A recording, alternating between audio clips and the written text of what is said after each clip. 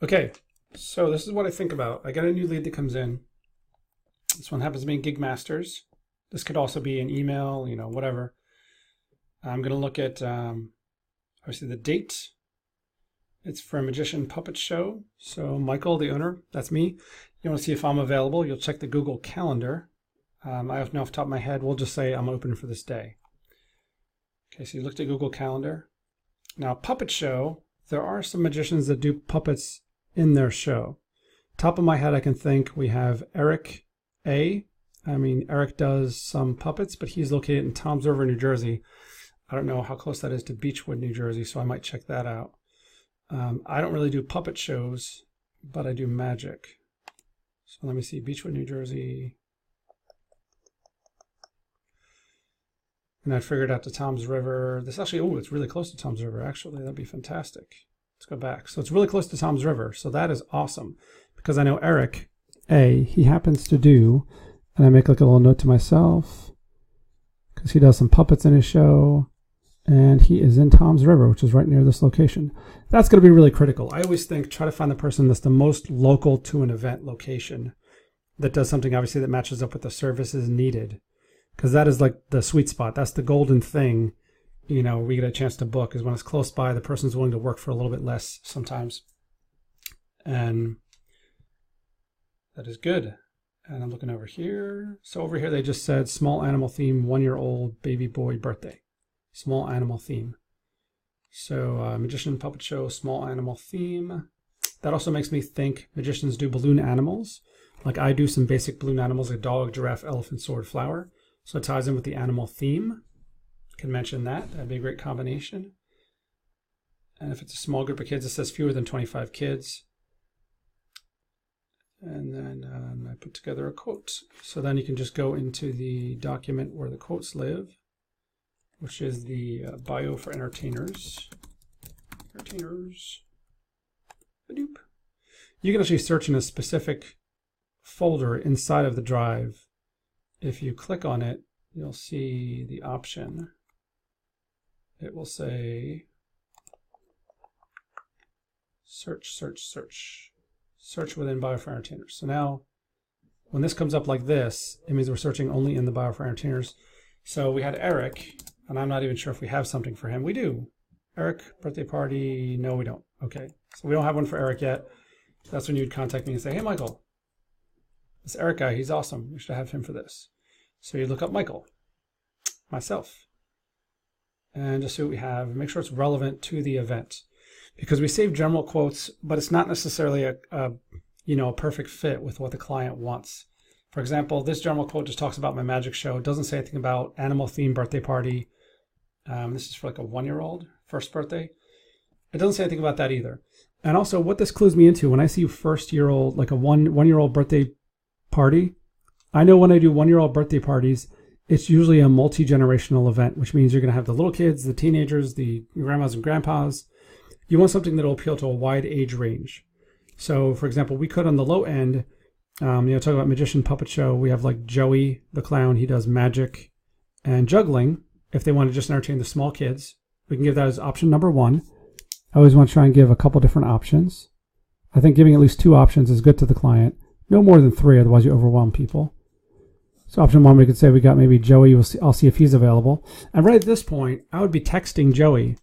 So I'd be texting Joey like, hey, dude, are you available this day and time, this event, just to do your combination show for a small birthday party? So while I'm still processing the quote and gathering information, I want to check in with my guys, check in with Eric A, see if he's available to do his puppets and magic, because he lives really close to there. And I know Michael, because it's me, is available, so I'll still generate that one. So I go in here, and I would just copy this, whatever I have for my show. Again, I don't want to overwhelm the person, so they didn't really ask about anything extra. They didn't ask about balloons. They didn't ask about face painting. So I'm not going to give them all my packages that are in here. I might just give them the top package. And actually, I might mention the balloons as well, because they did say animal theme. So I might copy that in there as well. So I might copy the top thingy. Again, you don't give people more than maybe 2, 3 options. That includes like add-ons. That's another option that could confuse people. So we'll get down to here. Maybe I would copy this. if I hadn't erased it. Well, you get the idea. I would copy this, I would paste it into a document, and then that would be what I would pop into here, which is actually what I did because this is an old one for this little demo. I can do 4-minute show with the bunny, 15 minutes becomes an hour. And also you want to know what they were requesting. So they're requesting 2 hours of service. So if we have somebody who does a really awesome package, like sometimes Joey or Naomi are willing to do like an hour and a half. I know Naomi especially is willing to do like an hour and a half for a pretty reasonable rate sometimes. So we could even book maybe like a $250 for the rate and you do an hour and a half if there's going to be more kids and she's just making extra balloon animals. Or if it's a really small group of kids, like 10 kids, and she can make balloon animals and do face painting for that small group of kids because she only does the 25 minutes of the music and the dancing. So I always try to think about that if we have somebody who's willing to do a bigger package for an hour and a half, because obviously they want to fill time here. They want 2 hours. It looks like they want to fill time. You'll see some people that only want half an hour or 45 minutes. They just want a really entertaining show. But these guys seem like they want to fill some time. So I try to find the biggest time block we can have in there. So I usually say an hour is our standard kind of magic package. So that's what I quoted them for myself up here. And then you can see down below what we have and all that stuff there. So that's generally what I think about doing. And even before I get a word back from the person being available, I think about this person's going to get 9 other people responding back to them right away. Maybe even directly, someone else who is a puppet master that's directly responding to them 10 minutes after they put this request out. So how do I compare, how do I match up with that guy and get in the running? So I'm one of the first few people that talks to this person. Is I need to put some kind of a quote out there so I can call this person back as soon as possible. So as soon as their phone number pops up when I submit that quote, like I said, even if you don't have the specific person, there's a little thing you can copy and paste if it's a general thing saying we have people that do music and dancing for 25 minutes and balloons. If one of them's available, it's around $250. Let us know if you're interested. I'd put that right at the top. And then I try to get the person a call. So imagine I'm calling them. I might go to voicemail and say, hey, I left you a little message and quote in Gig Masters. I have some other unique options in different budget ranges, maybe in like a lower budget range. I want to talk to you about personally and see what would fit you best because I have a number of different entertainers that are very select about who we send out. Give me a call back here with Amazing Moments Agency, 888-691-2299. So I'll leave a voicemail. I want to directly email this person as well. And I always, like I said, I always tie in this specific thing that they mentioned. So I'll say, oh, I noticed you had, a party, a 1-year-old party with a small animal theme. Well, we do balloon animals, and we have even a guy that does a puppet show. So I mentioned specific things to what they're looking for. Like it shows obviously that I paid attention. I care about them. I'm looking at their notes about what the service they want it was, what their notes are that they want. The time frame, I say, yeah, we got some people available at that time. I see you want it 2 hours of time. I wasn't sure if you want 2 hours full of entertainment or just that's the length of your party. But we have people to do maybe like an hour and a half package. That's pretty much it. And the next thing that I think about is the follow-up. Obviously, once you hear back from the other person, let's say Joey gets me back and says, yes, I'm available for that day and time. Then I want to go back and give them a specific thing. You can do a conversation here. I think this might have been just some messages I sent out following up.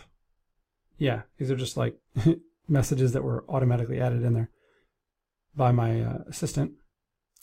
You don't want to copy the same message twice. This is something not to do. This is a no-no because then it looks automated like a robot. You want to look something special, custom, and they have most of the information in the quote. Usually I just write something really basic back to them, just saying, hey, I sent you a quote, just want to talk to you on the phone briefly. It takes 15 minutes.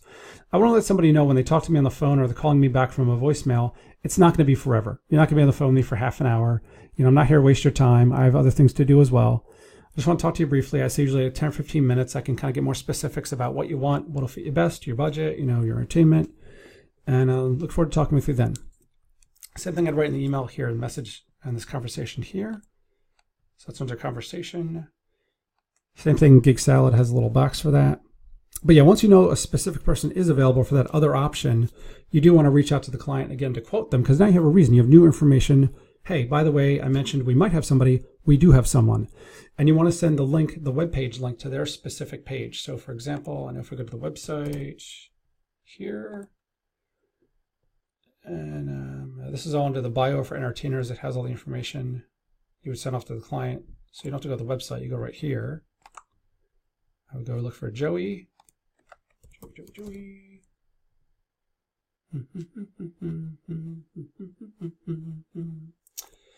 And I generally know what he wants to get paid. I mean, he likes to get paid like $175 for an event. If it's really local, he'll take $150 for an event. But I would copy, this is his clown combo. I would kind of copy, I wouldn't copy the title. I would copy this part to send off to the client in that message thingy. If I wanted to make sure to check what he would be comfortable getting paid, I would jump over to the entertainer gets paid. Makes sense, right? And it's right in here. So I got to zip down. It goes by category, but also goes by the name of the person. So I know it's Joey. Said he's available. What does he usually like to get paid? Joey the Clown. Here we go. Combo. He said if it's very close by, he could take $125 if it's only a half an hour away.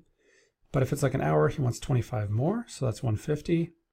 And I think this location for him was really far away in Beechwood, New Jersey. It was quite a ways away. So he'd want to get at least $175 for that event because it's $25 more. It's $50 added on to the $125 is $175 because I know Beechwood is far away from where he's located.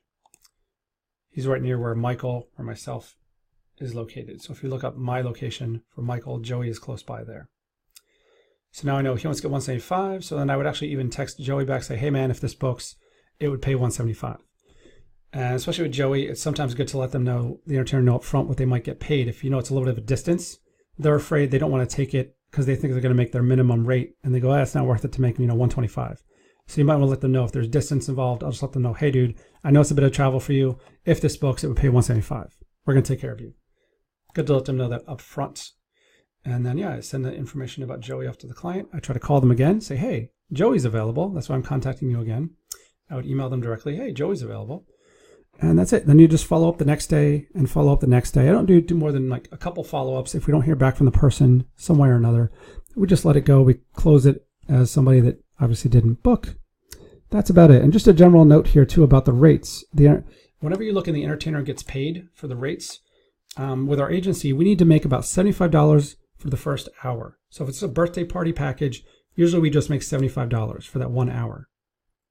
If it's more than 1 hour, we usually make around like $50 the second hour, 25 additional. That's for like a festival, a strolling event, a school, a library, some bigger event. If it's a personal private party, we still might just make the 75 and then maybe like 25 extra if we're booking like an hour and a half package for somebody. But that's the general rates. So if I'm trying to make a competitive rate, start with what the entertainer wants to get paid, add 75 on top of it, and then if it's like multiple hours, we only want to add a tiny bit on top. If it's something where it looks like a really small event for like 10 kids, they're not going to have a gigantic budget usually. And that is about it. That's what I do. That's kind of what I think about when I start booking events. And the less information they give me, because sometimes they'll give you really, really minimal information. I want to kind of give you a quick example of that. I know there was a guy recently came into our office. Yeah, this guy. Where'd it go? But basically, if somebody gives you information, it doesn't have the full rundown about what they want. It doesn't give all the basic logistical questions of day, place, time, number of kids, type of event, type of entertainer. If it's just like, hey, we're having a party for 12 kids on December 3rd, and we want like a magician show. You don't even know where they're located, what city and state they're in, what time they want. You have to just email the person back or call them back if you have a phone number and say, hi, we just need to know the day and time, the time, the date, all the basic logistical things that, go for any event, which you'll find right on your power questions. In the beginning, you would ask those logistical questions. So I'll look at that really quick here. Power questions. So these are the same questions you ask somebody in an email. If we don't have their phone number, you would ask the same questions via email. You don't necessarily do it in this format, but you might just say, we need to know the day and time of your party, where you're located, city and state, so we can find the person closest by, and an idea of the number of kids, and what age group are they, like younger kids, 2 to old, or older, 6 to 10. So we'll find the right entertainer for you. What kind of entertainer do you want? So it's just rephrasing these questions to get the information we need to give the person a quote via email if we don't have a phone number. And that's about it. Once you do that, you should be good to rock and roll.